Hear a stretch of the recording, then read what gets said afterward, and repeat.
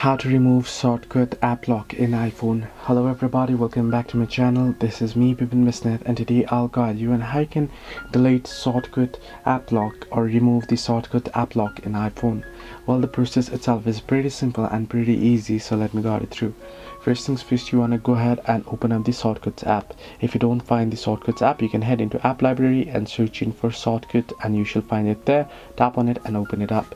Now here on this page, you want to head into the automation option at the bottom of your screen. If you have set up any lock through shortcut app, you should find it right here. Then you want to find the particular app that you would like to remove the lock for. Simply tap and swipe to the left, and you shall see delete option. Tap on delete and it'll be deleted. So this is how you can easily remove the shortcut app lock in iPhone. Hope this helped you. Do like and subscribe, and do not forget to leave a comment down below if you have any further issues regarding the same error as well.